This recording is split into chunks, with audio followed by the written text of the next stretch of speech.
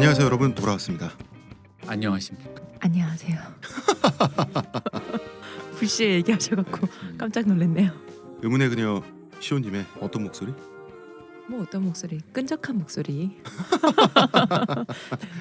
전 제 입으로 섹시하다 생각하지 않고요. 끈적한 목소리. 자꾸 시키셔서. 시온님 양심은 있는 걸로. 양심은 여기서 작가님만 없어요. 그래요? 네. 아. 대표님 그렇지 않나요? 우리 홍 작가님이 네. 저는 고도의 양심의 소유자입니다. 자기를 속이고 있어요. 자기 자신까지 속이고 있어요. 아예. 음. 그래서 저렇군요. 3부에서 이성계 얘기를 잠깐 하면서 이야기를 해야 될 것 같은데요. 보통 사극에서 왕좌에 근엄하게 앉아있는 이성계를 우리가 보잖아요. 이성계 클리셰가 있다고. 네. 잘 느끼지 못하는 사실이지만 이성계는 우리나라 역사에서 가장 무공이 뛰어난 인물이죠. 이 피가 이방원이 철퇴를 왜 휘둘렀겠어요? 이 피가 그 피라니까. 근데 이성계 화를 그렇게 잘 쏘지 않았나요? 우리나라 역사상 최고의 명사수. 우리가 클리셰로 갖고 있는 이미지보다는 여러분 영화 매드맥스 있죠. 임모탄에 훨씬 가까운 사람이에요. 왜 여자들을 그랬어? 밀크 먹어 밀크. 이방원하고 애들 낳은 게 다 그런 거야? 밀크 좋아해서. 태조 이성계가 저격수를 참기름 장수한테 배워요. 저격수를. 저격술. 어. 참기름 장수한테 배워서 이 참기름 장수가 원래는 그 나무 위에서 참기름을 팔았어요. 그래서 호리병을 손님이 내밀면 나무 위에서 조준을 해서 참기름을 떨어뜨려서 한 줄로. 호리병이면 입구도 좁은데. 그렇죠. 흘리지 않고 이런 식으로 그 자기 사격술, 그 조준술이라고 해야 되나요? 그 눈의 집중력을 유지하는 버릇을 갖고 있는 사람이었는데요. 나중에 왕이 되고 나서도 이 참기름 장수가 참기름을 팔던 나무를 지나갈 때는 말에서 내려서 목례를 하고 지나갔다고 했을 정도로 이 사람은 자기한테 무술을 가르쳐준 사부에 대해서 왕이고 뭐고 신분이 없는 사람이에요. 원래 국사에 대해서는 또. 그리고 옛날에는 군대가 나각을 갖고 있었어요. 나각은 호루라기와 빵빠레를 결합한 물건인데요. 뿔피리 같은 거 아니에요? 뿔피리. 소라 껍질로 만든 소리 나는 거. 그래서 뿌 소리가 나는 뿡 하는 그런 거. 이제 전투 개시를 알리는 그런 소리인데요. 이성계의 나각 소리는 대라 소리라 그랬어요. 큰 소라라 그래서 소리가 유난히 크고 기괴하기로 유명했다 그래요. 그거 뭐죠? 저는 남아공에서. 그거 네. 부부젤라. 네. 부부젤라 같은 거 같은데. 그래서 이성계의 적들은 이 대라 소리를 들으면 벌벌 떨었다 그래요. 부부젤라 소리 너무 시끄러워서. 이 느낌 자체가 굉장히 다크하죠, 사실은. 자신만을 위해 특수 제작된 활과 검을 썼고요. 이 검이 전호도라고 해서 굉장히 큰 검입니다. 황산대첩에서 몇 명의 왜구에게 혼자 포위된 채 다리에 화살까지 맞아가면서 혼자서 적들을 전호도로 모두 쓰러뜨리고 살아남아 계속 고지로 진격하는 모습이 실제 역사에 기록돼 있는데 압권입니다. 모두 참하고. 네, 그리고 여진족 추장인 퉁두란, 이지란이 이 사람입니다. 나중에 개명한 거예요. 퉁두란 다 싸워 이겨서 퉁두란뿐만 아니라 이 퉁두란이 통치하고 있던 여진족 부족 전체를 다 자기 사병으로 만들어버린.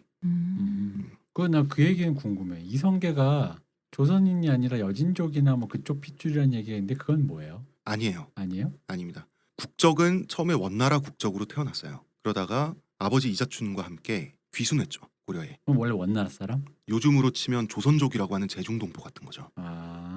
고려인이 그 지역에 진출을 해서 고려계 원나라인. 그렇죠. 현지 국적을 받아서 활동을 하다가 고려라는 국가의 성격이 바뀔 때 다시 이제 자기 고향 국가에 돌아와서 하여튼 초창기에 엄청난 활약을 하면서 고려에 귀순을 하거든요. 교포구나, 교포. 교포, 원래 교포 출신이에요. 그런데 이제 그런 것들 그리고 이제 여진족들에게 칸 소리를 들었어요. 여진족의 칸이라는 호칭이 있었기 때문에 여러 가지 어떤 그런 조건들 때문에 여진족이라고 하는 설이 퍼진 거예요. 그리고 이 설은 지금 현대의 설이 아니라 이성계 생전부터 이성계의 반대자들이 저거 여진족이라고 하던 그런 얘기들이 있는 거예요. 오랑캐다 이런 느낌으로 또 디스했구나. 이 문재인의 금 같은 거구나. 네. 오바마가 아프리카인이다 이거가 이거 같은. 이슬람이다. 네. 당시 동아시아 세계 자체가 막장이었어요. 중국은 원명 교체기, 고려 말은 뭐 말할 것도 네. 없고 일본의 왜구가 왜 이렇게 많아졌겠어요. 일본이 막장이 됐기 때문에 왜구들이 많아진 거거든요. 일본과 왜구들은 한편이라고 생각하지만 그렇지 않아요. 왜구들이 교토 인근까지 약탈을 했다고. 천황의 황거 있죠. 그 덴노의 황거가 위험하고 막 그랬어요. 왜구들에게 막장이었어요. 세기말적 디스토피아 세계에서 이 여러 가지 민족들이 혼합된 이 국경지대, 이 황량한 국경지대, 광활한 지대의 무장 보스가 바로 이성계입니다. 이 사람은 임모탄이다. 임모탄 맞네. 거기 지키면서. 그리고 좋아. 그래서 이성계가 왜구와 싸울 때 이런 에피소드가 있어요. 왜구들이 이성계한테 포위돼 가지고 화살비를 맞으니까 방탄복 개념으로 집섭을 어떻게 구해가지고 그 마른 집섭에 화살이 꽂히게 하면서 몸을 피했단 말이에요. 그때 이성계가 내린 명령이 술상을 차려라. 술상을 차리고 나서 화살비를 불화살로 바꾼 거죠. 꽃비를 보면서 술 먹겠다. 예. 그래서 왜구들이 몸에 불이 붙어서 아비규환으로 이렇게 죽지도 못하고 절규하는 모습을 즐기면서 그 술을 한 잔 거나하게 했다고 그러거든요. 그러니까 얘 왕좌의 게임에 나의 분신 같은 램지 스노우 딱 그 느낌이네. 잔혹 그 되게 잔인한 캐릭터 있거든요. 악당 역인데 램지 스노우. 네, 엄청 잔인해요. 그 걔가 어느 정도면 그 집이 볼튼이라는 가문 알아요. 네. 아. 그 가문 사이코패스잖아. 그 가문의 깃발 자체가 껍데기 벗겨진 사람 맨날 사람이어서, 고문하고. 사람 맨날 고문하고 껍데기 벗겨진데 난 사실 내가 파괴 좋아한다 그랬던 게 내 걔 보면서 내 마음속 어딘가에서 튀어나온 캐릭터한테 나 걔한테 되게 애정이 있었거든. 근데 얼마 전에 죽었어. 걔한테 자꾸 스포를. 먹혀서 어쨌든 뭐 근데 뭐 그런 이성계는 느낌이야. 잔인해. 그 정도까지는 아니고 적에 대해서는 무시무시한. 근데 그런 것도 느낌이 저는 있었죠. 보여주고자 하는 거 있었을 것 같아요. 그렇죠. 외구들 봐라 너네. 그래서 나 이런 왜구들이 사람이야. 발악하면서 화살을 한 발 날렸는데 그 화살이 술상에 날아서 술잔을 깼다고. 그런데 눈도 하나 꿈쩍하지 않고 계속 술을 즐겼다고 하거든요. 야 나발 불면 되지. 이러면서. 아니 그러니까 이런 거지. 화살을 쏘면 금방 죽여줄 수 있죠. 그러나 계속 불에 타라. 내가 즐겨야 되니까. 이런 게 있었던 무시무시한 그런 느낌의 그 남자인데 정도전이 찾아간 거예요. 화살을 쏴라. 불 하나 쏴라. 으아! 정도전은 여기서 죽었습니다. 그런데 그거 이성계는 같아요. 정도전을 우리 장르 시작도 못하게 해보자. 이성계는 정도전을 굉장히 반갑게 맞이했습니다. 왜 그랬겠어요? 뭐 아무래도 이 사람도 비주류고 자기도 비주류인데. 그렇죠. 그리고 자신만을 위해서 일해줄 수도 있을 것처럼 그렇지. 행동하는 고학력 엘리트잖아요. 그러니까. 이성계의 비주류 콤플렉스를 시원하게 날려준 존재가 정도전인데요. 비주류 콤플렉스 제가 설명 한번 해볼게요. 태종 이방원은요 고려 말에 고려인으로서 문과에 급제했던 사람이에요. 자 이성계는 무장 집안이죠. 이중 이방원은 문과에 급제했다고. 그럴 때 이성계가 너무 기분이 좋아서 그 합격 통지서에 해당하는 그 뭐라 그러죠? 그 급제 어쨌든 합격 통지서에 해당하는 그거를 손님들을 모아놓고 잔치를 벌여가지고 손님들 앞에서 이방원에게 직접 읽으라고 했어요. 너무 기분이 좋아. 읽고 나니까 또 읽어봐. 또 읽어봐. 이 정도로 그 비주류 콤플렉스가 있었다고. 손님들은 뭐가 돼? 뭐야 뭐 술 먹으러 왔더니 음악은 언제 해? 기생 언제 불러요? 이러면서. 그래서 정도전을 반갑게 맞이했는데요. 정도전이 이성계를 떠봐요. 어떻게 떠보냐면 그 이성계 군대 훈련 모습을 한번 보더니 감탄을 한 거죠. 이거면 되겠다. 그래서 이런 군대로 무슨 일인들 못하겠습니까? 하고 떠봐요. 무슨 일요?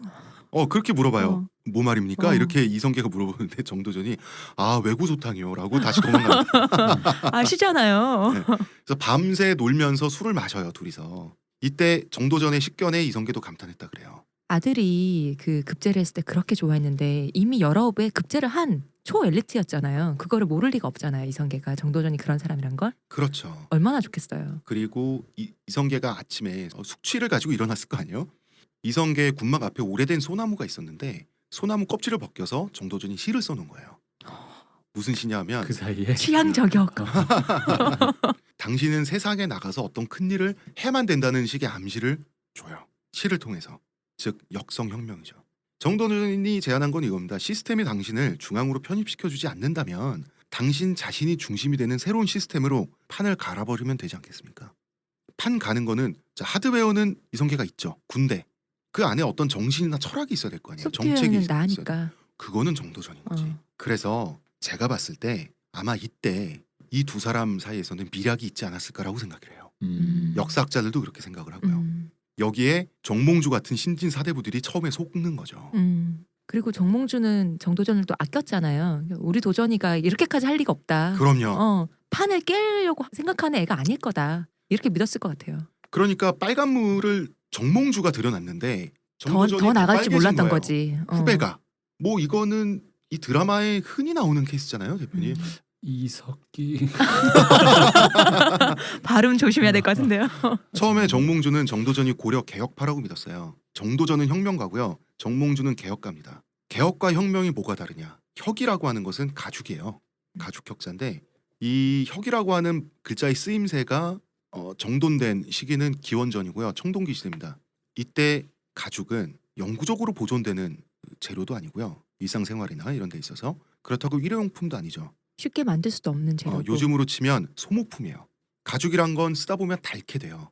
뭐 이를테면 그 청동검 네. 같은 거, 청동검에 이제 그 고리와 연결하는 끈이라든지 혹은 청동검에 감아 쓰는 그 손잡이라든지. 손잡이라든지 이런 거 소모품이란 말이에요. 그러면 이게 다르면 가죽 자체를 바꿔버리는 것 그런 방법이 있죠. 네. 이걸 혁신이라 그래요.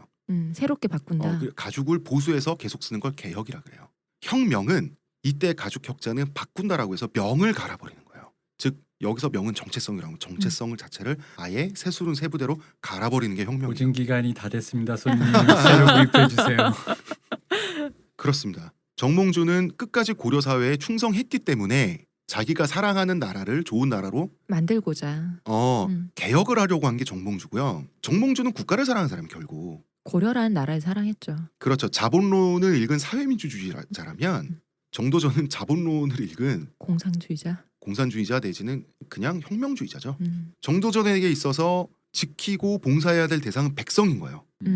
뭐 그런 것도 있는데 약간 이런 느낌도 있는 것 같아요. 그 뭐냐면 물론 성향의 문제겠지만 유배를 갔다 왔을 때 사실 그런 거잖아요. 개혁가들은 여기 바깥을 생각하지는 않아요. 이 우주를 여기까지로 딱 내가 보는 대로 끝을 본다고. 혁명가가 뭐가 멋있기도 하고 좀 무섭기도 한 게 뭐냐면 이 우주 너머를 본단 말이야. 근데 이 상상력의 차이인데 그렇죠. 개경과 중앙정계라고 하는 그 소우주 너머를 본다는 거지. 그치. 그리고 고려라는 거. 고려라는 틀을 아예 깨서 여기에 뭔가 새로운 게 예를 들어 우리도 지금 대한민국이 있지만 네. 보통 사람들은 대한민국 사는 거지라고 생각하지만 대한민국이 뭐 그래봤자 100년도 안 된 나라잖아. 네. 대한민국 말고 딴 나라가 있을 수도 있잖아. 이석기. 근데 어쨌든 그런 생각을 하는 상상력의 문제인데 이 사람이 그런 상상력이 남들보다 좀 있었던 거고 나는 이 상상력이 아까 뭐 그 뭐냐 그 농부랑 얘기했던 거, 답전보? 그 얘기처럼 한번 자기 생각에는 이 사람이 되게 우리 말하는 귀족의 삶을 살다가 그 우주 바깥을 한번 경험한 느낌이었겠지. 이게 진짜 자기 우주는 그거였던 거야. 자기의 그 엘리트적인 삶과 관리들과 아주 그냥 흔히 말하는 청담동. 그러니까 나주 유배를 안 갔으면 정몽주와 같은 개혁가로 끝날 수도 있었다고. 그러니까 그 사람은. 청담동 살다가 끈이 확 떨어져가지고 저기 신안 거기 어디 가지고 섬에 저기 가가지고 네. 그냥 염전도 좀 갈아보고 했더니 동네 사람들이 그냥 뭐 아무렇지도 않게 뭐 천일염이 되게 더럽네 이러면서. 막 그런 걸까지 봐가지고 거기서 또 빌어먹고 살고 그러니까 바닥까지 한번 떨어져 봤을 때 이 사람이 자기 상상 너머의 세계가 존재한다는 걸 알았을 때 그러니까 이런 생각 하지 않았겠어요? 아니 뭐 어때? 라는 거. 다른 세상을 봤는데 굳이 이 세상을 지켜야 돼? 근데 갖고 이 있던 정도 세상을? 내가 아까 답전보에서 느낀 느낌 뭐였냐면 답전보의 사람들은 그 민중을 이러잖아요. 대가리가 바뀐다고 나한테 아무 상관없어. 그 개념이 있잖아 사실. 그거예요. 껍데기가 뭐가 중요해? 야, 내가 여기서 아무리 농사 짓고 외구가 들어오는데 대가리가 바뀐다고 해도 아무 상관없어. 근데 그게 조선이든 고려든 무슨 뭐 맹자든 공자든 뭔 상관이야라는 바로 그 개념이 나를 먹고 살게 해줘야지. 그러니까 그 우주를 본 거지 이 사람. 그 너머를. 그러니까 고려 조정에 대한 충성이 아니라 최대 다수의 최대 행복, 백성의 삶 여기에 집중을 해버린 거예요. 자 그러면은 일단 제가 아까 이성계와 정도전의 미락을 다른 신진 사대부들은 몰랐다 그랬잖아요. 그래서 이성계와 정도전이 파트너가 되면서 신진 사대부들이 이성계 장군이 우리 사고방식을 이해해주고 우리 철학을 이해해준 개념 장군이라면서 하면서 이렇게 모여들게 돼요. 이게 그거 느낌이야. 데모할 때 옛날에 80년대에 갑자기 특수부대 출신 복학생이 야 쇠파이프 줘봐 화염병이랑 내가 앞장쓸게 거의 이런 느낌 있잖아. 너희들 도망가라 그냥 위험하면 나 혼자 잡히면 된다 거의 이런 느낌. 그런데 이인임이 문제죠. 그렇죠. 이인임은 지금 건재했다고. 약간 몸은 좀 안 좋아졌지만 나이가 들어서 정치적으로는 이 사람이 인못한인데. 그러니까요. 이인임은 중앙정계를 완전 꽉 쥐고 있는데 뭐 어떡해요. 그래서 이성계는 최용을 꼬셔야 되는데 그 최용 장군이 이인임을 보호해 준단 말이야 자꾸.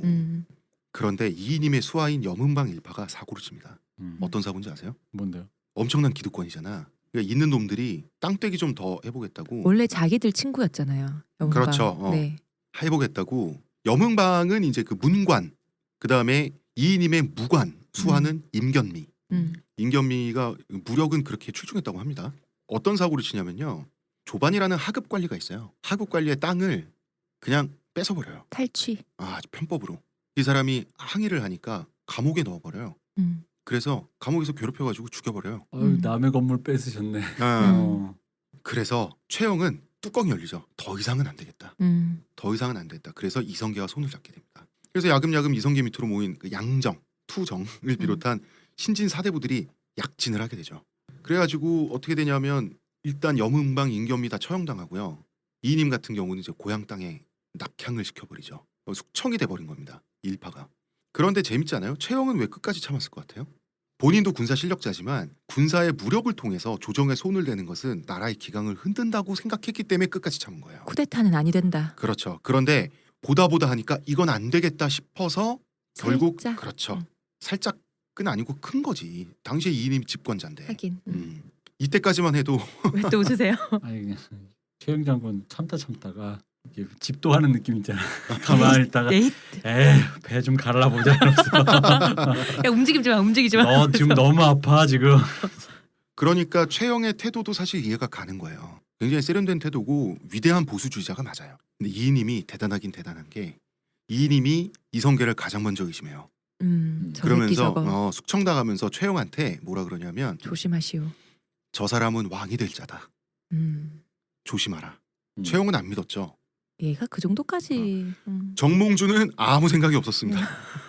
그 다음에 위화도 왜군하잖아요. 네. 요동정벌 하다 말고 이제 그 말머리를 거꾸로 돌려가지고 군사 쿠데타 성공하잖아. 네. 네. 위화도 회군은 너무 유명한 사건이니까 굳이 얘기하지 않겠습니다. 위화도 회군 하고 나서도 정몽주 의심 못했습니다. 에이 그래도 이렇게. 아예 정의를 위해서 그러셨을 거야. 이러면서. 야왜 탱크가 왜 서울로 오니? 이런 느낌이지. 그런데 이제 서울을 지키기 위해서.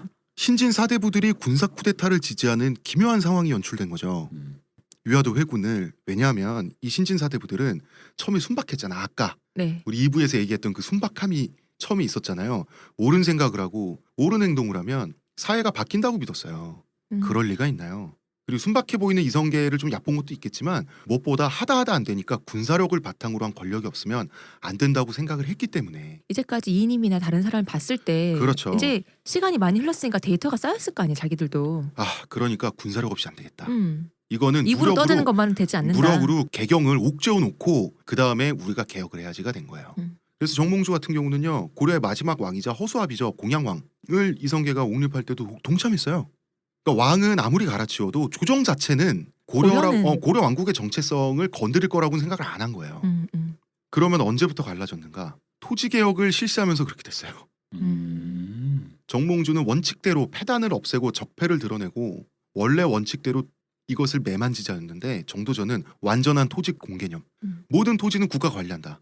모든 토지는 국가가 소유한다는 것은 모든 토지는 모든 인민이 균등하게 나누어 가져야 한다라는 거잖아요. 여기서 정몽주는 비로소 이놈 미쳤다고 생각을 해요. 너무 근본 시스템을 건드리니까. 이거는 고려의 국가 정체성을 건드리는 거기 때문에 이때부터 의심합니다. 그래가지고 다른 신진 사대부들이 보기에도 정도전이 이상한 거예요. 그래서 모조리 신진 사대부들을 규합해가지고 정도전을 탄핵을 해요. 이때는 이성계도 자기 파트너를 일단 유배를 보낼 수밖에 없었습니다. 물론 두 사람의 미략은 미략대로 있는 상태에서 배신한 게 절대 아니고요. 어쩔 수가 없잖아요. 왜냐하면 이성계는 무관인데 문에 관한 문치의 모든 일을 신진 사대부들에게 맡겼는데 이 사람들 없이는 국가 경영이 안 되는데 정도전만 하나만 데리고 갈 수는 없잖아요. 그렇죠. 이 와중에 이성계가 1392년에 사냥하다가 말에서 떨어집니다. 실수로 들어 누워요. 이때 정몽주가 고려를 위해서 정도전과 이성계를 제거하려고 합니다. 먼저 이성계는 군사력만 있지 소프트웨어가 없으니까 이성계의 소프트웨어인 정도전을 죽여야겠다. 그래서 일단 유배지에 있던 정도전을 감옥에 넣어버리고 정도전을 죽이는 상소를 올립니다. 죽을 뻔해요 실제로. 그리고 죽기 직전이 됐습니다. 이성계는 드러누워 있고 어떻게 됐겠습니까? 여기서 이방원이 나옵니다. 아들 출동. 이방원이 그 유명한 선주교에서 정몽주를 암살하죠. 그래서 뒤집기 한 판에 성공합니다. 근데 이게 암살이란 건 네. 암이잖아. 암 모르게 죽여야 되는데. 조용히 훅 이런 건데 이분 철퇴로 그냥 밤에 죽이잖아요. 선주교에서. 왜 그런 느낌이 있어요. 왜 이게 신선했냐면 나한테는 난 이전이나 이 이후에도 조선에서 뭐 약간 삼국지나 이런 거 되게 옛날 얘기 아닌 이상 철퇴라는 무기를 본 적이 거의 없어. 아니에요. 아니에요? 그게 이제 사극이나 미디어에서 보통 그게 겉만 인기가 나오고. 없어서 그러니까. 좀 그런 것도 있고 소품 문제도 있고요. 실제 철퇴를 많이 썼는데요. 파괴력이 어마어마하잖아요. 우리가 생각하는 서양식의 거대한 철퇴는 동양에서는 철추라고 하는 거고요. 그래요? 철퇴는 많이 썼어요. 왜? 휴대가 가능한 무기가 철퇴예요. 약간 곤봉 끝에 그렇죠. 그 매달려 있는 그렇죠. 한 사슬에 30cm 매달려 자 있는. 정도에 네. 그래서 옛날에 소매가 품이 있으니까 소매에서 자기 몸을 다치지 근데 않고 휴대를 무거웠을까? 하다가 쓱 나올 수가 있는 게 철퇴예요. 그럼 그걸로 죽인 거예요? 예. 그러면 왜냐면 철퇴는 왜 내가 그러냐 그 완전 거의 으깨버리잖아 사람을. 약간 다른 의미는 좀 인간적이거든요. 한 방에 끝나잖아. 이거는 뇌진탕을 유발하는 게 철퇴예요. 근데 네. 이거는 조선의 철퇴는 그 조선에 방금 말한 그 작은 거면 죽을 때까지 쳤다는 거 아니야. 약간 도깨비 이놈아. 방망이처럼 생긴 게 철퇴죠.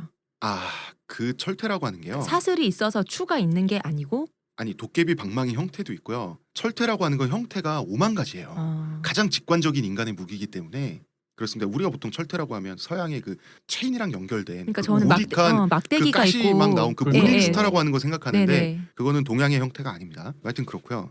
나는 어쨌든 어렸을 때 이게 쇼킹했어요. 왜냐면 약간 나한테 느낌이 뭐였냐면 어쨌든 권력자고 우리로 치면 되게 지금의 어떤 장관님들이잖아.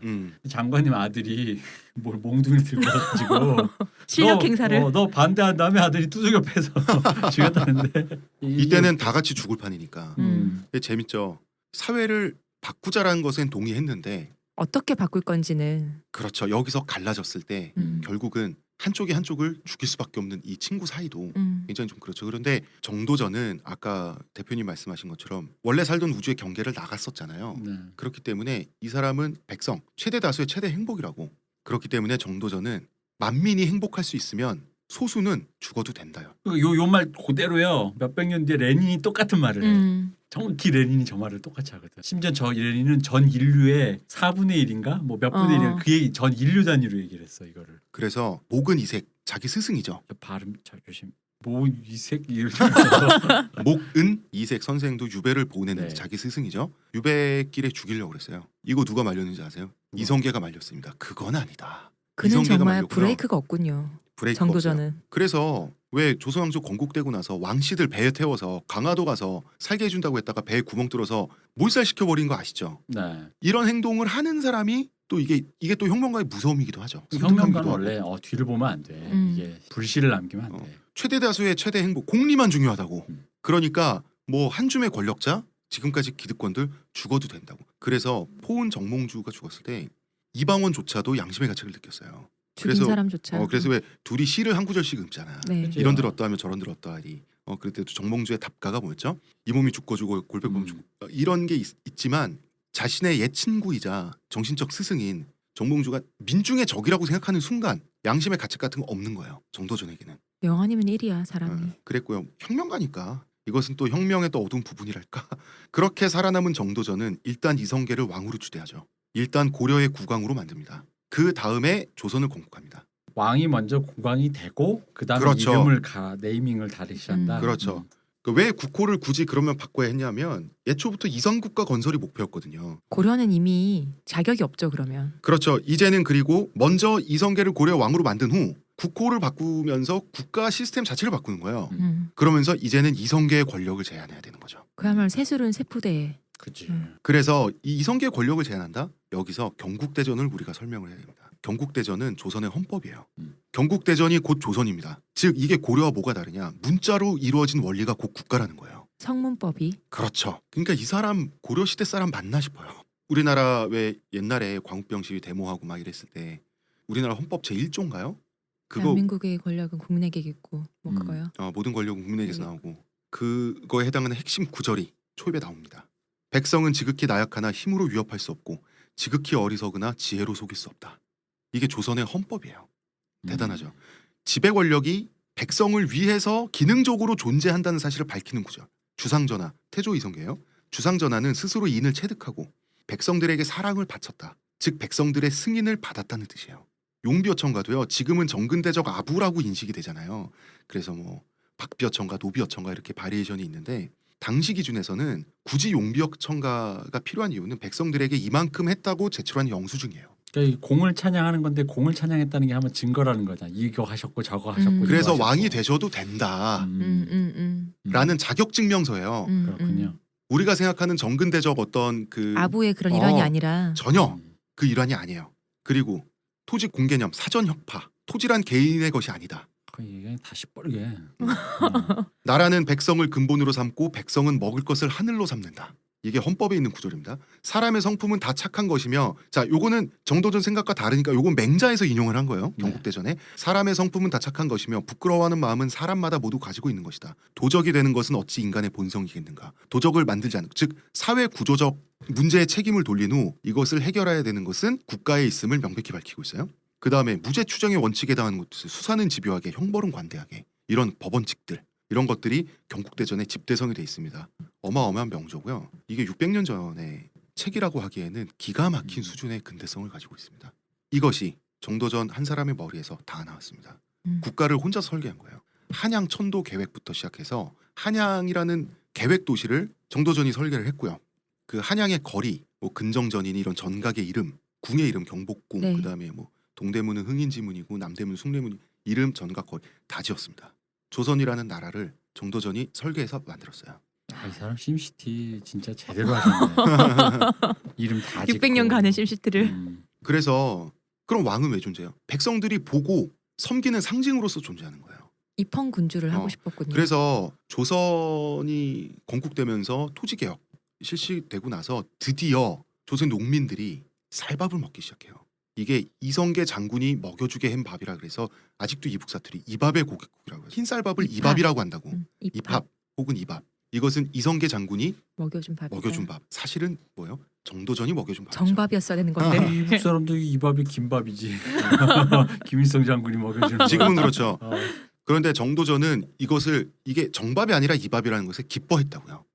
어쨌든 백성들이 먹는다. 이 사람은 혁명가가 맞아요. 그러면은 이 사람은 그 신권 정치라 그래서 재상 정치를 했다 그랬잖아요. 재상 정치를 추구하고 신권과 완권의 대립. 그래서 그 왕권주의자인 이박원에게 죽잖아. 이 신권이라고 하는 것은 경국대전의 부록 혹은 그 확장판 버전의 그 확장 패치 정도에 해당하는 경제문감에서 정리가 돼 있어요.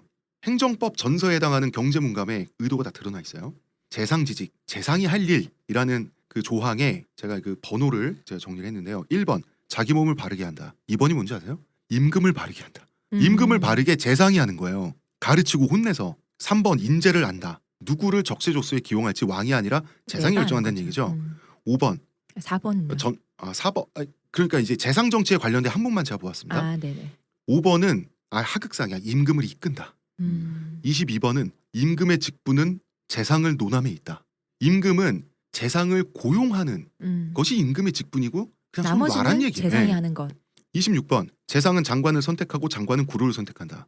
이 피라미드의 정점이 재상이란 얘기죠. 관료사에. 30번 임금을 바로 잡는다. 등등등. 임금은 그냥 상징이에요. 이건 뭐냐면 현대의 입헌 군주제. 총리 뭐. 그렇죠. 네. 총리 정치. 수상 뭐. 이렇게. 맞아요.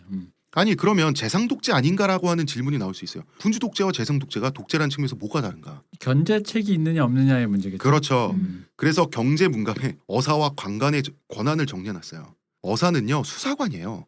수사권이 있는 사람이 어사죠. 간관은 재상과 키보드 배틀을 뜨는 방해꾼이죠. 야당. 그렇죠. 어사는 재상을 감시하죠. 따라서 본인이 그 재상 정치의 재상의 자기라고. 그런데도 자기가 그 재상 정치를 정리한 경제 문감에 어떻게 나와 있냐면 어사의 권위는 재상보다 월등해야 된다. 왜? 수사권을 갖고 있기 때문에 재상이 어사 앞에서 벌벌 떨어야 되는 거예요. 지금 우리도 원칙상 검사가 그렇죠. 네. 어사의 충성 대상은 재상이 아니에요. 그렇지만 왕도 아니에요. 뭐겠어요? 백성. 백성이죠. 그렇죠. 간관의 권위는 키배를 뜨는 사이니까 재상과 동등하다. 간관의 역할은 재상의 독주를 억제하는 데 있다. 이런 것까지 다 마련해 놓은 사람이 모든 것에서 일단 왕은 배제돼 있잖아요. 그렇죠. 그렇지만 자기도 자기 자리죠. 재상은 자기도 억제돼야 된다는 거예요. 자기가 실수할 수 있으니까. 이 시스템을 구상했다는 것은 너무나 현대적이기도 하고 사실 감동적이에요. 너 곧 일왕행 뭐 이런. 그렇습니다. 자, 이것이 경국대전과 경제문감이고요. 이러한 원칙에 의해서 조선이 탄생합니다. 이성계 마음이 좀 그랬겠다. 빚 좋은 개살구된 느낌도 있을 거 아니에요. 사실 자기가 기껏 했더니 아니 처음에 파트너가 되면서 밀약했을 때부터 이성계가 인정을 했다는 정황이 나와요. 뭐 그래요? 기분 나쁘지 않아 했다고 저는 믿어요. 많은 사람들이 그렇게 믿고 왜냐하면 해동장량이라는 별명 아까 얘기했었죠. 네. 한 고조 유방이죠. 음. 한 고조가 장자방을 쓴 것이 아니라 장자방이 한 고조를 썼다라고 하는 말을 공공연히 하고 다녀요. 누가? 선봉 정도전이. 이성계가 아니면 정도전이? 정도전이 즉 자기가 혁명을 위해서 이성계를 가져다 썼다라는 얘기를 하고 다닌 거예요. 근데 그러니까 막상 또 들으면 기분 좀 나. 그러니까 특히 아들들이 들으면 얼마나 기분이 나쁘겠어. 우리 아빠 왕인데. 당연히 고자질하는 사람이 있었죠. 이성계가 그 얘기를 듣고 틀릴 말도 아니네 뭐 하면서 껄껄 웃고 넘어갔어요. 대인배. 그러니까 두 사람의 관계는 단순한 군주 신하가 아니에요. 이성계는 왕이 되고 나서도 정도전에게 뭐 이것저것 물어보러 편지를 쓸 때 어디 거사 이러면서 자기가 왕이 아닌 시절에 썼던 자기 그걸로 별칭으로. 자기 별칭으로 자기 이름을 적어서 선생하고 보내요. 두 사람은 복잡한 관계면서 그만큼 친밀한 관계였다는 거예요. 그리고 왜 조선이라는 국가의 탄생을 위해서 자기의 무력이 하드웨어가 필요했는지를 사실 이성계는 이해를 했어요. 거기에 동의를 해준 사람이에요. 그러나 왕은 국가의 소유물이기 때문에 백성이 귀속된 사람이 왕이라고 생각을 한 거예요. 정도전은. 그래서 왕은 철저한 공무원이어야 되기 때문에 왕의 개인 비자금, 개인 재산이란 건 있어서는 안 되겠다. 그래서 이성계한테 이런 말을 해요. 전하, 사병을 모든 재산을 처분해서 국고에 귀납시키시지요. 라고 했을 때 이성계가 그때는 화를 냅니다. 그건 못하겠다. 야 임마. 야 29만 원. 그게 남아서 내탕금, 고종 때까지 내탕금의 규모가 어마어마했거든요. 왕실, 왕의 개인, 은행 내지 창고. 이게 마치 너무했지 정도전이. 아티스트랑 프로듀서의 관계 같은 느낌인 거죠. 나중에 아티스트가 명예를 다는 건 그걸 다 아티스트니까 슈퍼스타 된 다음에 나중에 그 뭐 뒤에 있는 프로듀서가 프로듀서가 프로듀싱을 잘해가지고 저렇게 되었다라는 얘기를 듣는데 또 이게 나중에 틀어질 때 꼭 그런 식이거든. 내가 그 프로듀서 없었으면 못됐을 것 같으냐? 그러면서 그 프로듀서랑 헤어진 다음에 자기 혼자 돼서 잘 되는 경우도 있어요. 원래 그 둘 다 출중한 경우야. 예를 들면 마이클 잭슨과 퀸시 존스처럼. 근데 그 프로듀서랑 벗어났을 때 안 되는 경우도 있어. 많죠. 맞네, 그 얘기 맞네. 프로듀서가 그냥 너를 이용한 거네라는 느낌도 있고. 약간 이런 느낌이야. 서로 프로듀서와 아티스트가 서로 이렇게 인정해가지고 뭐 그분이 저를 잘 만들어 주셨죠. 그랬더니 아니야, 네가 잘 그걸 한 거지. 뭐 이러면서 그러니까 또 가수에서 번 돈 내놔야 돼. 그건 좀 뭐 이런 느낌. 그래서 정도전이 태조 이성계를 꼬셔가지고 그 왜 용의 눈물 이런 데 나오잖아요. 그 본처 자식이 아니라 소생이 아니라 후처 소생의 후처가 아니라 이제 당신은 향처 경처라 그래서 본부인은 자기 고향에 있고 경처는 이제 개경에서 관리들이 일봐야 되니까 수도에 있는 처를 또 경처라 그랬어요. 현지처구나. 약간 좀 그런 느낌도 있고. 그래서 그 경처인 그 왕후 이름이 하여튼 경처의 아들인 그 방석을 어리고 뭣도 모르는 방석을 태자로 앉힌 이유가 다루기 쉬워서. 왜 재상 정치해야 되니까. 이런 모습을 보면서 이방원은 야심이 컸던 그렇죠. 아들은 그 이방원과 정도전도 아주 친한 삼촌이라고 그러고 조카라고 불렀어요. 서로를. 이런 친한 정치적 동지 관계였는데 그렇죠. 처음에는 그럴 수밖에 없죠. 이 시점부터 갈라지기 시작을 하는 거죠. 내가 손맛을 좀 알았어. 사람 죽일 때 말이야. 그러고 보니까 양정이다 이방원 손에 죽는구나. 그래서 이제는 숭유 억불 정책까지 해야 되니까 이제 조선의 사상까지 그 조선의 이제 철학적 기반까지 만들어야 되니까 불시 잡변을 만년에 쓰게 됩니다. 그죠, 이제 불교 디스해야지. 이제 네. 불교가 나라를 망쳤으니까. 불시 잡변의 핵심적인 내용을 쭉 추려왔는데 굉장히 고급집니다. 잠깐 여기서 불씨가 네. 부처님 얘기하는 거예요. 그렇죠. 이게 거의 부처님을 불시. 어이 불씨. 미스터 붓다. 씨가 그 씨. 석씨 김씨. 이렇게. 김씨. 실제로 석씨라고도 해요. 세간에서 석씨. 석가모니. 그래서 불씨. 이 불씨입니다. 그리고 잡변이야. 답변 맞아. 탁발에 대해서 왜 노동하지 않고 먹는가? 이 사람 혁명가인데 말이 안 되죠. 예를 들어서 토지는 그 토지를 경작하는 사람, 그 탁발이- 토지에서 땀을 흘리는 사람에게 주어져야 한다고 생각을 하는 사람인데. 탁발이 스님들이 시주를 다녀서 쌀을 얻어오는 걸 얘기하는 거죠. 그렇죠. 그래서 뭐라 그러면 해충 존벌레라 그래요. 민중의 해충이다. 그러니까 이게 막시즘하고 비슷해. 선악에 대해서 자 여기서부터 아주 철학입니다. 어떤 스님이 이런 말을 해요. 이건 실제 이제 스님하고 그 배틀을 뜬 것을 기록을 해놨는데 지옥이라는 존재가 없다면 무엇이 두려워서 사람이 선한 일을 하는가? 이거 그때 얘기했던 우리 칸트의 칸트 도박사. 얘기, 네. 그래서 이렇게 얘기합니다. 지옥이 두려워서 착하게 사는 일은 선이 아니라 거래다. 그렇죠. 윤회를 거래하는 그것은 천박하다. 천박하지. 윤회가 없고 지옥이 없고 죽으면 끝이라는 것을 가정하고 그럼에도 불구하고 남을 위해서 헌신하는 삶이 더 고귀하지 않은가? 라고 하는 거죠. 이것이 칸트의 정언명법이라고. 사리에 대해서 되게 재밌는 말을 해요. 사리, 몸에서 생기는 사리. 진주를 맺은 조개, 진주조개 있죠. 그냥 놔두면 진주가 계속 생긴다. 이것이 조개가 선량하거나 득도했기 때문인가. 그러니까 이 사람 진짜 유물론자인 게 어. 이게 전형적인 그거거든요. 기적을 갖고 유물론자들이 흔히 하는 말. 그게 기적인지 우연인지 내가 할 게 뭐야라고.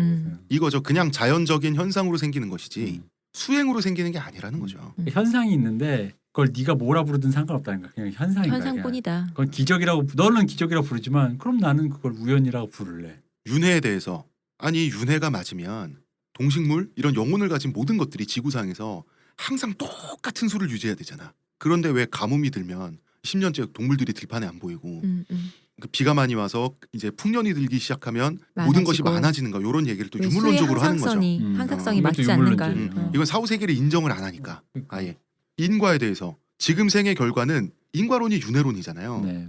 전생에 착하게 살면 지금 뭐 이렇게 되고 지금 생의 결과는 지금 생의 과정이 만든다. 끝.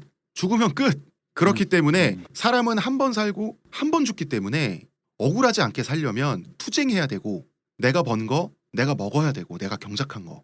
그러니까 이 사람 그런 세상을 만들어야 된다. 야, 내 친구 몽주가 잘못해서 죽은 게 아니야. 나랑 달라서 죽은 거지. 되게 무섭게 말했을 것 같아. 이렇게. 영육에 대해서 영혼이 어딨냐 이런 논리죠. 다 육체적인 거다 이렇게 말하는데 왜냐면 혼백은 물질적인 겁니다. 분명히 유교에서 혼백은 물질적인 거예요.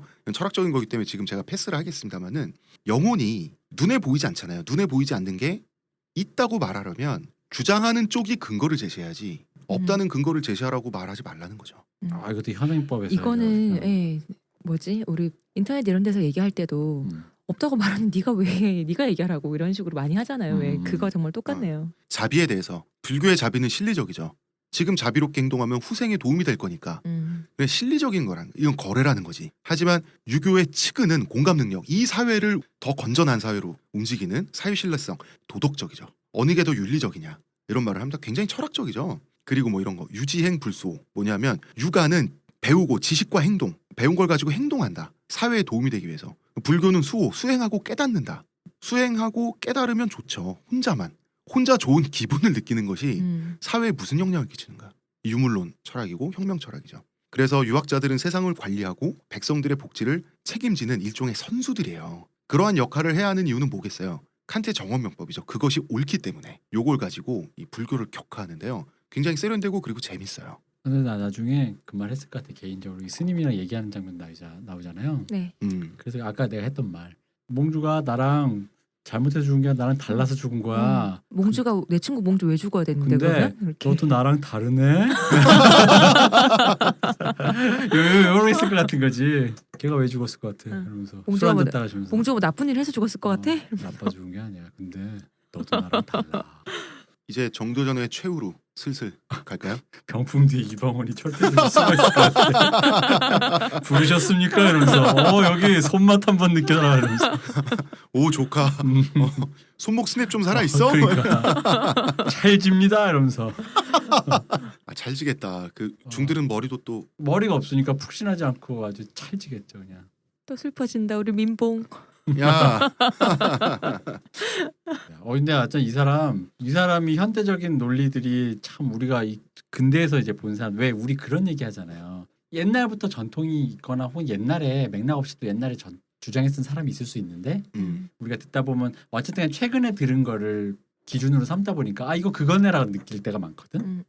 근데 이제 이렇게 보면은 우리가 이제 이런 류의 얘기들이 다 뭐 칸트라든가 마르크스라든가 이런 얘기만 하잖아. 그래서 우리 저번 시간에 성리학적 세계관과 뭐 칸트니 이런 서양 근대 철학, 대륙 철학, 막스에서 완성이 되는 비슷하다고 리버럴님이 말씀하셨잖아요. 그러니까요. 분명히 비슷해요. 네. 근데 우리가 그 시기 19세기 이때까지 서양 얘기만 하니까 막스나 뭐 칸트 얘기하는데 네. 따지고 보면 진짜 다 비슷한 생각을 이미 하면서 예전에. 이제 이런 생각 하신 분들 여기도 있었다. 이제 이런 거죠. 굉장히 유물론적이고.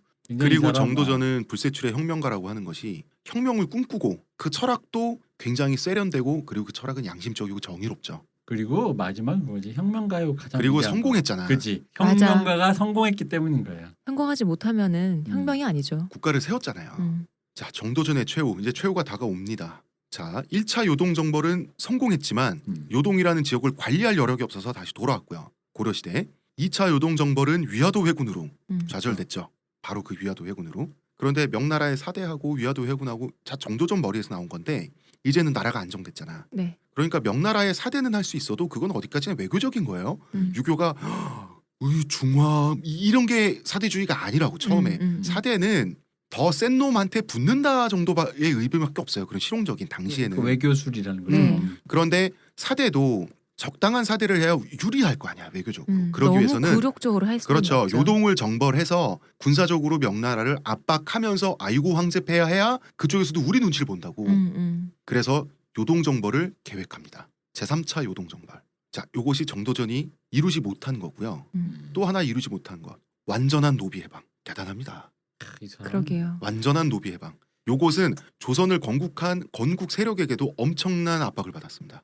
반대에 부딪혔고요. 이 노비 해방이라는 게 이 불세출의 혁명가도 하지 못한 거니까 이후에 이제 미국에서 네. 링컨 선생님이 네. 하실 때 보면 그러니까 이 노비를 해방, 그러니까 누군가의 노동력 착취를 통해서 내가 좀 편하게 산다라는 건 참 인간에게 끊을 수 없는 마약 같은 것 같아요. 어마어마한 메리트죠. 그러니까 이게 가장 뭐 이렇게 나라를 사오고 뭐 땅을 나눠주고까지 할 수 있는 건데 마치 이게 실현된 역사를 보면 확실히 그런 느낌이 들어요. 이게. 아니 뭐 이런 거 있잖아요. 아니 내가 국가에 공을 세워서 개국공신이라서 공신전을 그 과전을 내가 지급을 받았는데 노비가 없으면 일은 누가 해? 여기서 정도전은 그 네가 지어. 나도 박가리 해봤거든. 그러니까 나주에서 자긴 해봤거든. 아니면 사람을 써 임마. 아이고 배고프면 뭐 좀 달라고 빌어. 그럼 줄 거야라는 거지. 그리고 이런 것도 있어요. 조선시대 관리들이 내내 부패 문제에 시달렸던 이유가 뭔지 아세요? 경국대전에서 녹봉을 엄청 짜게 책정했거든. 맞아. 정도전 본인이야 고기 반찬이 올라오면 누구한테 뇌물 받았어. 이러고 성공하고 나서 와이프를 다그쳤다는. 아내한테 다그쳤다가 지금까지 굶긴 거는 이렇게 역관광 당했다고. 그런데 정도전만한 그 인내력이라든지 파란만장한 생애 있었겠느냐 그 조선 내내. 그리고 그런 조선시대 마음가짐을 내내. 가지고 있어야 되는데 그렇죠. 그런 사람 본인과 똑같은 거 모두에게 요구할 수는 없잖아요. 그러니까 너무 짜게 책정해서 그 부패 문제에서 자유롭지 않았던 그런 부분이 있어요. 이런 부분은 좀 어떤 실리적인 면에서 좀 아쉽다는데 아까 말했듯이 양심을 위해서 민중을 위해서 그 자기 인생을 버리는 멸사봉공이라고 하죠. 이런 선수들을 유학자 선비라고 생각을 했기 때문에 공무원은 그래야 한다고 생각을 해서 그런 건데. 그렇죠. 그런 양심이 없으면 공무원 하지 마가 된 건데 사실 너무 이제 실리적인 그거를 좀 그러니까 왜냐면 아까 안 그 했지, 저기 그거를. 성리학 얘기하면서 그것이 옳기 때문에 그러니까 군자가 가야 될 길 있잖아요. 누가 시키지 않아도 내가 그걸 나의 마음의 당위가 그거를 향해 간다는데 그걸 아예 법제화 시켜서 이게 너무 이상론이잖아요. 그냥 모두가 갖는 지침으로 얘기하고 그 방향으로 가자가 아니라 아예 법으로 못을 박으려고 한 거잖아 이 사람은. 자, 그러니까 모두 그렇게 해. 나처럼 하면 돼가 그리고 되는데. 그 경국대전에서 결국은 정전제라고 하는 그 토지법으로 네. 그 수렴이 됐는데 원래는 완전한 토지 공개념을 가지고 그러니까 완벽한 토지 공개념으로 정도전이 하려다가 결국은 반발에 부딪혀서 그 정도로 합의를 본 거라고요. 네. 대단히 아쉬웠어요. 그 그렇겠죠. 아쉬움이 전조는 고려왕조에 비해서는 만 배나 낫지 않은가. 이 정도로 아쉬움을 달래죠. 그거보단 만 배나 낫지. 그렇지만 자기가 꿈꾸던 완벽한 이상향은 아니라는 거에 대해서 정도전은 이제 가슴앓이를 했다고. 그러다 보니까 이거 맞나요? 내가 정확히는 잘 모르겠는데 이 토지 개념이랑 토지에서 뭐야 그걸 받는 채취물 거. 같은 거. 그러니까 그거를 이렇게 상납하는 거 네. 그런 류의 비율과 토지의 개념과 그 토지에서의 소작농과 이런 류의 얘기가 조선시대 내내 정쟁의 떡밥이었잖아. 그럼요. 네, 이게 내내 진짜 계속 그거 갖고 떡밥이었다고. 그래서 너무 하면은 진짜 거의 우리의 용어인 빨갱이처럼 몰고 가고 막 사람을 그게 뭐 왕권을 뭐 왕에 대한 뭐 그거기도 하고 뭐 사대부에 대한 위협이고 뭐 이러면서 막 이게 정도전이 거기서 한번 그냥 못을 완전히 박았어야 되는데 노비 해방을 이루지 못하고 죽은 것은 너무 아쉽죠. 그렇죠. 정말. 그런데 그런데 이런 조선이 꿈을 다른 나라가 됐을 텐데. 그럼 우린 추노라는 드라마를 못 봐. 그리고 이제 이런 거죠. 사병 혁파. 당시에는 이제 가문들, 유력 가문들, 조선의 개국 공신들도 사병을 갖고 있었다고요. 이성계도 사병이 많았잖아요. 그럼요. 그리고 이방원 사병들 가지고 그 가병이라고도 하죠. 1차, 2차 왕조의 일으켰잖아요. 그러니까 사병 혁파. 근데 이건 맞죠. 사병이 있는 한 봉건 영주라고요. 근대 국가로 발돋움하기 위해서는 병사, 군사라고 하는 것은 다 국가의 귀속돼 있어요. 중앙집권하기가 그렇죠. 쉽지 않죠. 그렇죠. 늘 위협이 될 거니까. 그러니까 폭력은 법질서 안에서 있는 국가가 할 수만 있게 딱 폭력 기관. 그렇죠. 그러니까 이 사람은 국가의 본질을 정확히 안 거예요. 국가의 그러니까. 본질이 뭐예요? 현대적인 의미에서 폭력을 독점하는 거잖아. 그지. 그 법제화에서 그 폭력이 행할 수 있는 범위를 정확히 정해놓는 거. 아무렇게나 못 쓰게. 그런데 이방원 입장에서는 요동 정벌을 함으로써 이제 사병 혁파 이게 다 같이 가는 거예요. 군사적인 어떤 그 집중도가 다 자기한테 몰리게 되니까 자기가 요동 정벌을 주도를 하게 되니까 그 와중에 사병도 다 뺏기게 되고 그러면은 이방원의 입장에서는 빨리 손을 쓰지 않으면 끝나는 거예요. 그렇잖아. 벌써 이때는 사이가 안 좋다고. 그래서 이방원과 정도전의 대립은 왕권과 신권의 대립이죠. 그리고 이방원에게 여기서 신권은 신화. 신하 네. 이방원에게 우리가 그 알고 있는 유명한 남살을 당하게 됩니다. 이 얘기를 좀 해야 될 것 같은데요. 네. 1차 왕자의 난과 함께 살해가 되죠. 자, 아까 태조 이성계 얘기를 하면서 이성계가 정도전을 정말 적극적으로 지지를 해주고 응원을 해줬다는 얘기를 들었었는데요. 정도전은 이방원을 전라도로 보내버리려고 해요. 아이, 그 저 동네 멀리. 가서 백성들 삶 좀 삼펴라 이런 식으로. 나의 길을 걸어봐. 하필 전라도에 또. 가본 동네라서 태조 자기가 이성계의- 자기 동네로 가니까 나의 맞아. 길을 걸으라는. 태조 이성계의 승인을 얻어요. 보내게 이방원은 파견을 거부하죠. 가장 큰 위협이었으니까 이방원이 그때 이미 그렇죠. 방석을 세웠을 때잖죠. 그럼요. 그러니까. 그럼요. 그 이방원은 뭐야? 파견을 거부했다는 것은 이제 벌 받을 일밖에 안 남은 거예요. 그죠. 왜냐하면 자기 아버지의 승인을 얻었는데 음. 이런 상태에서 정도전이 남은이라고 하는 이제 정치적 동지 이런 분들도 첩질은 했습니다. 첩의 집에서 남은 심효생 이직 이런 분들하고 만나서 밤에 술을 드시다가 밤인지는 잘 모르겠습니다. 낮부터 그러니까 술은 낮술이죠. 노비는 해방할 수 있는 사람이 일부 일처제는 그렇죠. 이게 힘들어. 이 사람들이 말이야. 이 정보를 입수합니다. 이방원은. 그래서 소수의 결사대를 이끌고 잠입하죠.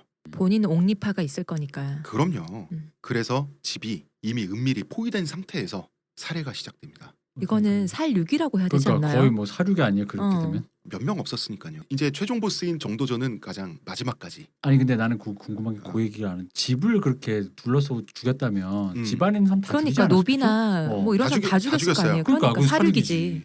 그건 사륙이겠다. 그지. 거의 우리- 피해 결혼식이잖아 맞아, 맞아. 이게 왕자의 음. 게임에. 왜냐하면 아무리 첩의 집이라고 해도 뭐 그냥 뭐 조그만 오두막이 아니라 근사했을 거 아니에요. 당연하죠. 그러니까 이 사람과 상관없는 사람들도 있었을 거 아니에요. 그 집에 당연히 집을 지키는 건장한 노비들도 있을 것이고 뭐 이랬을 거 아니에요. 포위하겠다라는 건 그 안에 있는 건 일단 싹 절멸을 시키겠다는 어. 얘긴데. 저기 숨쉬는 거 하나도 남기지 않겠다. 역시. 그런데 이제 이 되게 재밌는 게 조선왕조 실록에서 자 그러면 정도전이 마지막까지 서서 이제 몇 마디를 하고 어쩌고 저쩌고 하고 이방원과? 죽였을 거 아니에요. 그 다음에 죽인단 말입니다. 네. 그러면 거기서 살아남은 사람들은 이방원과 그 소수의 결사대 몇 명이라고 이 사람들의 증언으로 조선왕조실록, 태종실록에 정도전의 최후가 기록되는데요. 되게 이중적으로 기록돼 있어요. 먼저 정도전이 난리가 벌어진 줄 알고 방바닥을 네 발로 기어다니면서 겁을 먹고 당황한 나머지 조그만 단검 같은 거를 들고 엉거주춤 나오는데 호통을 치니까 겁이 나서 단검을 떨어뜨리고 나와서 이방원에게 한 번만 살려달라고 비굴하게 빌었다. 빌다가 죽는 다고 기록이 된 바로 뒤에 또 말도 안 되게 의연한 모습이 나오거든요. 그러니까 두 버전을 그냥 앞뒤로 붙여놓은 거예요. 완전히 머리가 다 으깨졌지만 고이 돌아가셨습니다. 뭐 이런 느낌인데. 아니 그 버전은 뭐냐면 그분은 풍성한 대머리셨습니다. 정도전의 아들이 옆에 있었는데 아들이 아버지 지금은 일단 당시에 정한대군이죠. 정한대군에게 한번 살려달라고 접어라. 접어야 하지 않을까요? 라고 했는데 그때 정도전은 내가 이미 고려를 어쨌든 결과적으로 한 번 배신했거늘 어찌 두 번이겠느냐 라고 해서 의연하게 죽음을 맞는다라고 이중적 말도 안 되는 이 두 개가 양립할 수가 없잖아요. 이게 연달아 기록돼 있어요.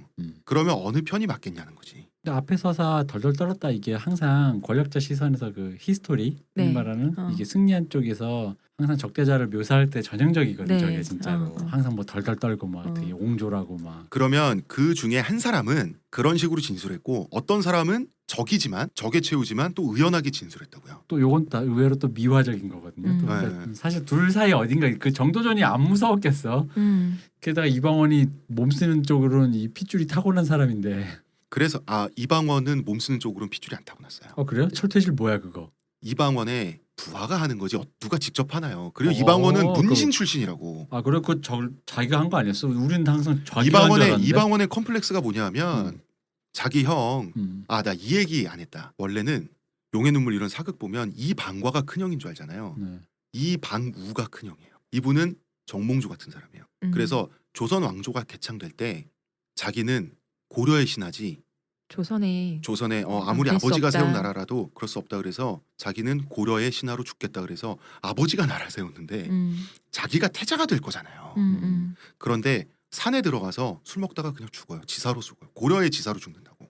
이 사람이 큰 아들인데. 그런데 이제 이런 이방우나 그 밑에 이방과 같은 경우는 싸움을 잘했어요.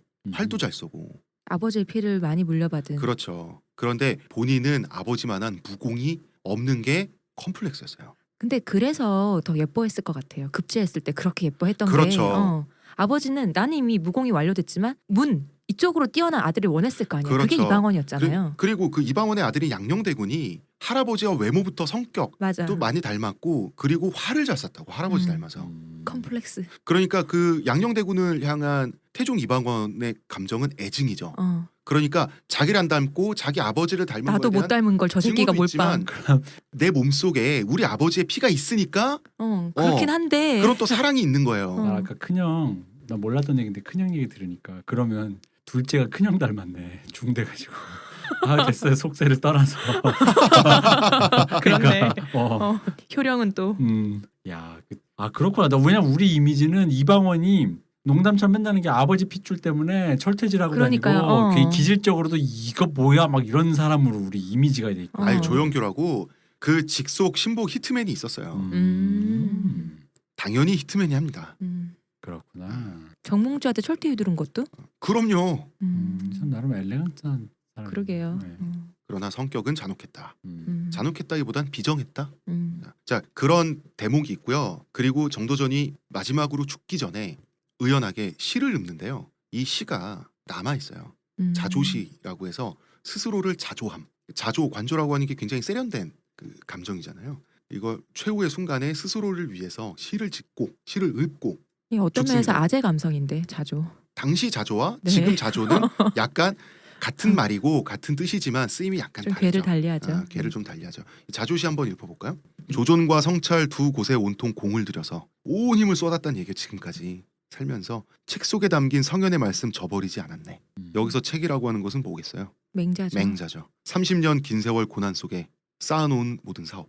송현방 집입니다. 정자 술 한 잔에 그만 허사가 되었구나. 이렇게 그 좀 허무한 감정.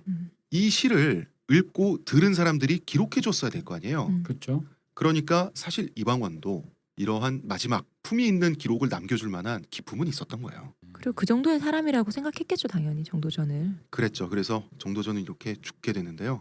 재밌는 거는 철천지 원수였잖아 이방원이랑. 죽이고 나서 아들 둘은 그 한양에 있어가지고 아버지와 함께 죽을 수밖에 없었습니다. 그런데 큰 아들은 아들이 셋이었는데 정도전의 큰 아들은. 큰 아들은 그 지방에 일보로 내려가 있었어요. 그러니까 살았다고. 네. 그러니까 이방원은 일단 데려와봐 이러니까 붙잡아가지고 이 사람을 수군으로 보내요. 수군? 우리 지금의 해군 해군. 병사로 보내요. 그리고 이 사람의 아내는 관노로 보내서 허드렛 일을 시켜요. 그러니까 이제 9년 동안 부부가 엄청 고생을 한 거예요. 생기발을 하고. 그러고 나서 일단 벌은 줘야지. 자기 입장에서 역적의 자식이니까. 그러고 나서 자기 권력이 좀 이제 안정되고 했을 때 무엇을 시키냐? 복권을 시켜서 나주 목사를 시켜요. 나주의 사또를 시킨다고. 아버지의 혁명 사상이 완성된 나주로 보내서 선정을 베풀 기회를 주고 실제 엄청 존경받습니다. 현지에서. 그 뒤로 후손들이 다 잘 살고요. 다 존경받아요. 건드리지 않았습니다. 대를 끊진 않았군요. 대를 끊지 않았을 뿐만 아니라 굉장히 배려를 해준 거죠. 그러니까 그 9년 동안의 그 좀 고생하는 세월은 저는 형식적인 거지. 그런 얘기를 들으니까 아까 그 왜 죽음에 대한 기록이 두 가지가 있었다고 했잖아요. 예. 그것도 이해가 가요. 어떤 건 너무 말도 안 되는 양립된 건데 둘 중에 하나만 실을 수는 없었던 거지. 어쩌면 그러니까 덜덜 그냥 떨고 둘 다 무서워도 하고 하다가 의연해졌을 수도 목숨을 있고. 구걸했을 수도 있지. 이봐. 그러다가 도저히 안 되겠다고 판단했을 때 그때 의연해져서 그럴 수도 시를 있어요. 읊고 죽을 수 있다고. 근데 둘 중에 하나만 싫기에는 뭐 의연했다고 하기엔 적이고 아니면 또 벌벌 떨었다 이렇게 비참하게 죽었다고 하기에는 또 이 사람이 또 그런 사람은 아니고 그래서 두 가지 그냥 다 실어버린 게 아닌가. 그러니까 보통 역사학자들은 비굴했던 모습을 날조로 보죠. 왜냐하면 이게 양립하기 힘든 게 이게 있으니까. 그런데 그럴 거면 그 뒤에 내용은 왜 붙였냐는 거지. 그렇잖아요. 아마 그래서 이런 모습들이 다 중첩돼 있지 않았을까. 그게 훨씬 더 살아있는 인간의 네. 실제 모습과 가깝지 않겠어요? 네. 그리고 후일담의 핵심은 이방원은 왕이 되고 나서도 정도전의 정책을 거의 그대로 수용을 하고 밀어붙입니다. 그러니까 그것이 이 옳기 사람이 때문이지. 자식 살려주고 그런 거 보면은 그리고 뭐 경북- 역적이라기보다 그냥 정적으로 본 거야. 그냥 정적. 맞아요. 그리고 본인도 아무리 왕권 강화는 했고 성공을 했지만 경국대전의 틀 안에서 벗어날 수는 없었다. 그럴 거면 그것보다 더 뛰어난 걸 썼어야 그렇죠. 되는데 이미 그 틀 누가? 안에 들어와 있는데 그게 어. 너무 견고하고 세련된 거, 정밀한 거야. 그러면은 정도전의 정책을 이어받아서 실행하는 것이 국가를 부강하게 만드는 방법인 거죠. 그리고 공식적으로는 복권되지 못했어요. 고종 때까지. 거의 전 시대 내내, 네. 조선 시대 내내 굉장히 미묘한 관계였어요. 조선 조정과 정도전의 관계는. 왜냐하면 어쨌든 그 초창기 태종 이방원에서부터 시작이 되는데 조선의 전성기가 이 국가를 만든 건 정도전이란 말이야. 그래서 비공식적으로 매우 존경받으면서 후손들은 사실 굉장히 성공했습니다. 이런 게 있고요. 그 정씨가 그래서 정주영. 정감록. 네. 하여튼 그렇습니다. 여기까지. 난 저기 이 사람 죽은 게 좀 안 됐네. 좀 처참하게. 아니 근데 원래 보통 혁명가가 트로츠키도 그렇고 뭐 이렇게 꼭 이렇게 마지막에 가면은 이렇게 저기 이게 안 돼. 특히나 좀 유연하게 안 굴고 뻣뻣하게 굴면. 영환이면 1이니까요. 맞아요. 근데 이방원이 정도전에 큰아들에게 한 것을 보면 사실은 인간적으로 미워하지 않았음을 알 수가 있죠. 아까 대표님 말씀처럼 정적으로 생각했으니까 정적이야, 이미 정적. 숙청을 했는데 사실 원수는 아니지. 원수는 아니야. 그러니까 정적이야. 그냥 나랑 뜻이 다르니까. 갈 길이 달랐으니까. 여기선 여기밖에 없어. 그리고 그게 왜 이게 또 우리랑 비슷한 게 이게 아직 국가로서의 틀이 잡혀져 있는 상황에서 어떤 법리로 해결할 문제가 자기도 솔직히 말하면 이거 거의 쿠데타잖아. 그러니까 이게 법적으로 뭐 그래서 너 정적이니까 그런 감옥 가 이런 수는 없으니 우리로 치면 뭐 저기 제3공화국 고 시절 격동에 사람 하나 죽는 거 뭐 그냥 또 그렇게 해야 되고 그런 시절의 어떤 얘기니까 이렇게 죽일 수밖에 없었겠죠. 살아 있으면 정말 후환이 두려우니까. 그럼 그 솔직히 아까 경국대전 그거를 그게 세련됐고 그 얘기도 하는데 솔직히 그게 있는 거지. 뭐냐면 내가 새 나라를 만들었어. 새 뜻이 있어. 근데 경국대전 뜯어고치거나 뭔가 반하는 걸 말하려면 예를 들어 사람들이 어쨌든 민심이나 이런 뜻은 경국대전이 훨씬 더 이전의 고려보를 대체할 만큼 더 좋은 뉴 버전이잖아요. 네. 근데 이거를 롤백을 할 수는 없잖아. 야 고려 때가 더 좋았어라고 사람들이 웃기고 있네라고 할 건데 그렇다면 내가 뭐냐면 정도전 걸 뜯어고친데 그러기엔 사실 아시겠지만 정도전만큼 뛰어난 능력자라든가 없으니까. 그렇죠. 어설프게 손대봐야 그렇지. 바이러스에 버그만 참고하니. 그러니까 뜯어고칠 수도 없고 그럼 뭐야 윈도우 쓰지 말고 도스 쓰란 얘기야 이런 이거니까 이게 애매하네 이러니까 그냥 건들지 말고 계속 쓰자 이렇게 된 거겠지. 그렇죠. 그러니까 그런 의미에서 이방원이 되게 합리적인 거죠. 그러니까 역적으로 생각을 안 한 거야. 정도전이 살아 있었다면은 왕권을 흔들 사람이었잖아요. 왕권을 경고하게 못 해주니까. 하지만 경국대전 자체가 왕권을 위협하진 않지. 경국대전은 왕권을 위협하죠. 그래서 이방원이 그렇게 피도 눈물도 없는 왕권주의자였고 거의 독재를 하다시피 했지만 조선의 역사는 왕권과 신권의 대립의 역사예요. 정도전이 살아 있었다면은 그것을 더 견고하게 했을 거니까. 정도전이 살아 있었으면 왕은 그냥 뭐랄까. 허수아비잖아요. 그렇죠, 그거예요. 상징. 하지만 지금 현대 유럽의 입헌 군주국의 왕처럼 그냥 그 자리에 있는 그리고 그것도 있고 거지. 정도전이 살아 있었으면 뭐가 문제냐면 아까도 얘기했지만 이거가 커. 나는 얘는 혁명을 해봤던 애야. 그럼 한 내가 번만 왕이 됐을 때 솔직히 나는 불안해. 한 솔직히 번에 했는데 나라면 두 번은 불안했을 못할까? 것 같아. 나랑 불안했을 것 같아. 정도전이 써 있는 것만 보면 되게 법치주의적인 사람이잖아요. 내가 써 있는 대로 명문화 시켜 성문법 시켜서 요대로 법대로 굴러가게 하자. 껍데기만 갈면 된다는데 내가 그 껍데기가 될 수도 있지. 근데 지금 갑자기 껍데기잖아 내가. 왜 두 번은 못해. 상표만 바꾸면 된다잖아 지금. 약간 그런 느낌이 있어서 솔직히 난 좀 무서웠을 것 같아.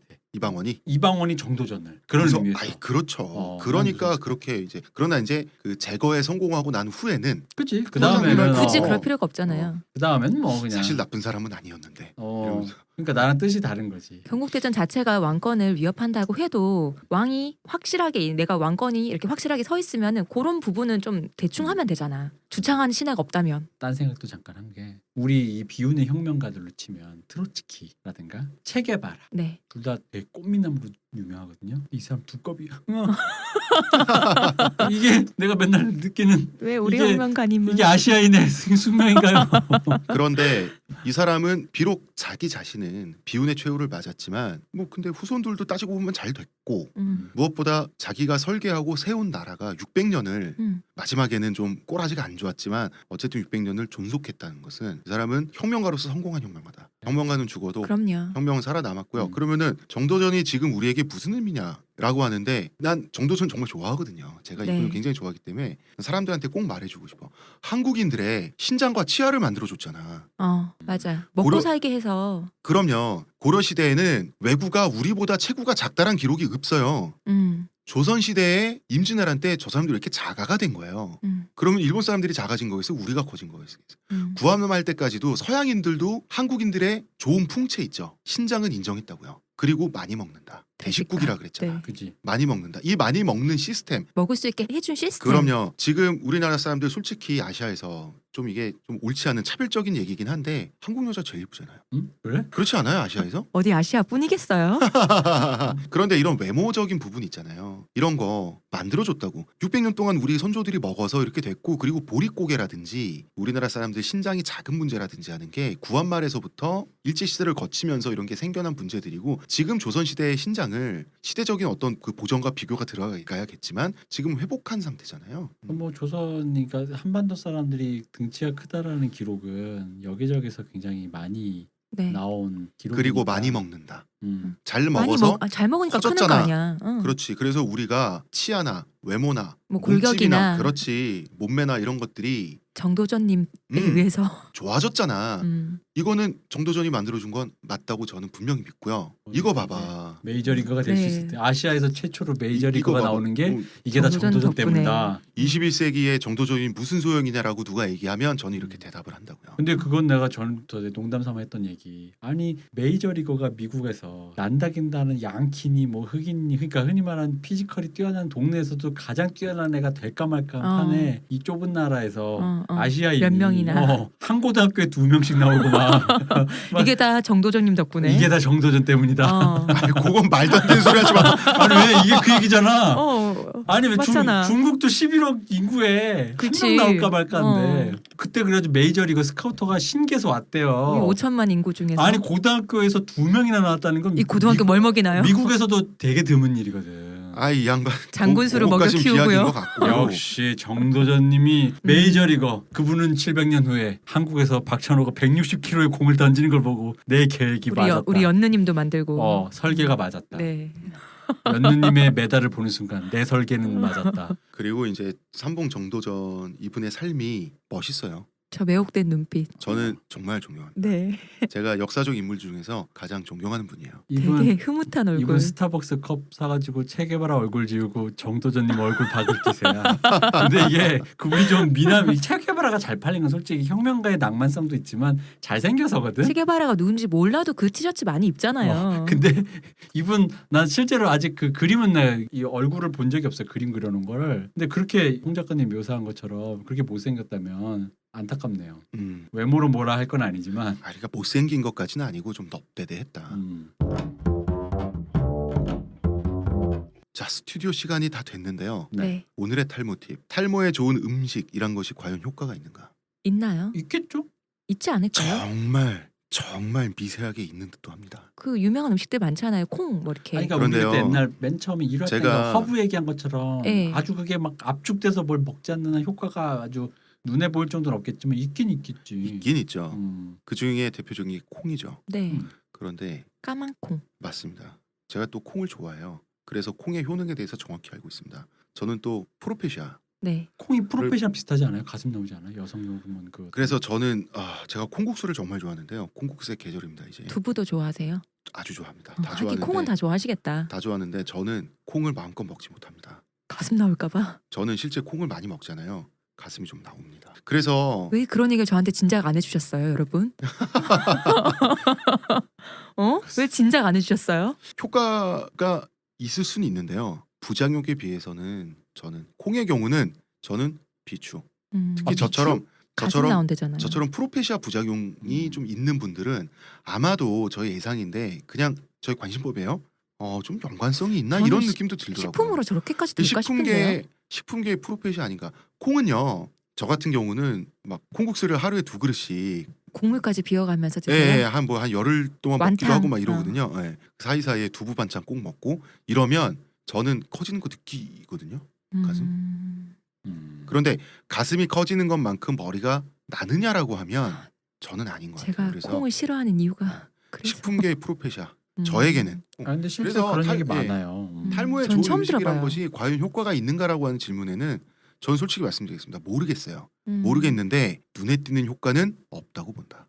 음. 있어도 이게 결론입니다. 약간 슬픈 결론이었습니다. 저는 주변에 친척분들 이렇게 보면은 M자 탈모 이렇게 있어서 콩 이렇게 드신 얘기 하면은 머리가 좀 검어지고 왜 특히 하수 이런 것도 그렇잖아요. 머리 좀 검어지고 머리 좀 더 난다더라 이런 얘기 했던 것 같은데 네. 일단 개인차 있을 것이고 근데 네. 에스트로겐이 아주 크진 않을 것이고 에스트로겐 분비가 더 많이 된다고 그걸 촉진하고 이게 그런 성분도 있고 뭐 그렇다 그러더라고. 실제로 그러니까 무조건 에스트로겐이 몸 체내에 많아진다고 음. 테스토스테론이 억제되고 이렇게 몸이 단순하지가 않잖아요. 왜냐면은 콩 많이 섭취한 사람 중에 실제 연구 사례 중에 그런 게 많아요. 뭐 턱수염 자라는 속도 느려지고 진짜로 여성형 유방부터 시작해서 남성성에 관계된 것들 있잖아요. 뭐 그런 것들 가슴털 빠지고 뭐 그런 것들이 처음 들어봐요. 실제로 그렇구나. 많아요. 그래서 정설이 뭐냐면 콩이 몸에 좋고 단백질이기도 하고 네. 왜 고기 먹는 것보다 훨씬 단백질적으로도 예, 예. 영양 대비가 높잖아요. 근데 그런데 남성에게는 약간은 권유하는 편은 아니라고 얘기 들었거든요. 실제로. 맞아요. 이게 삼시세끼- 눈에 띄게 효과가 있댔어요. 저 오늘부터 그럼 삼시세끼 두부를 좀 먹어봐야겠네요. 좋은 자료 감사합니다. 그렇습니다. 이게 내가 그런데 뭐 제 말은 그거죠. 신체에는 분명히 신체 변에 효과가 있는데 효과든지 그게 부작용이든지 모발에도 효과가 있겠으나 효과가 있다고 해서 다른 신체 부위와 비슷한 정도 효과가 있는 게 아니라는 거죠. 미미하다는 거죠. 그거에 비하면. 그러면 생각을 해보셔야 되겠다. 여러분께서. 뭐 몸에, 과연 이것이 몸에 맞으면 얼만큼의 드시고요. 의미가 있는지 이런 말씀. 네네. 그리고 약간 오늘은 콩 중심으로 얘기했는데요. 다음에는 또 좀, 다른 예, 거. 여러 가지 식품들 생각나는 네. 대로 한 번씩 그리고 말씀드릴게요. 제가 알기로 콩이 네. 의외로 그 아까 말한 단백질 얘기나 그게 생각보다 많이 과장되고 부풀려졌다 그랬어요. 맞아요. 생각보다 단백질 그닥이고 그냥 먹는 수준인데 의외로 뭐 밭에서 나는 소고기 이런 얘기 하는데 그거는 좀 과장이고 오히려 그런 것보다는 방금 홍 작가님의 저 부작용 있잖아요. 에스트로겐. 네. 그러니까 그게 눈에 띌 정도로 약간 영향을 줄 수 있다라는 연구가 꽤 많아요. 특히 남자들이 내가 왜 이제 알았을까? 두유를 먹고 그런 류의 것들에 대한 보고들이 많기 때문에 그러니까 이게 아까 말했던 왜 그거 먹는다고 허브 정도 수준인데 뭐 있겠어. 근데 콩은 좀 아닌 것 같더라고. 그렇군요. 두유를 그렇게 막 먹으면 의외네요, 진짜. 그렇군요. 나도 두유 좋아했는데 우유는 소화가 잘 안 되는 두유는 소화가 좀 잘 돼가지고 난 원망한 거지. 자, 뭐 오늘 네. 방송 여기까지 하겠습니다. 정도전 얘기 재밌었어요. 조선 빨갱이 정도전. 그렇죠. 재밌었어요. 조선 빨갱이. 네. 빨갱이의 최후는 다 결국 이렇군요. 네. 위대한 일을 하고 가셨잖아. 아니 그러니까 빨갱이는 슬픈 게 성공을 해도 죽고 안 성공해도 죽고 맞아요. 죽긴 매한가지요. 성공한 게 어디야. 자, 그렇습니다. 네. 이제 우리 스튜디오에서 나가야 되니까요. 네. 청취자 여러분들께서도 오늘 얘기가 아니라 이번 주 얘기 네. 즐기셨길 바라고요. 저희는 다음 주에 다른 더 재밌는 얘기로 돌아오도록 하겠습니다. 저는 작가 홍대선이었고요. 의문의 그녀 시온님, 네, 감사합니다. 문화평론가 이동규 대표님, 네, 감사합니다. 감사합니다. 다음 주에 뵙겠습니다. 다음 주에 봬요.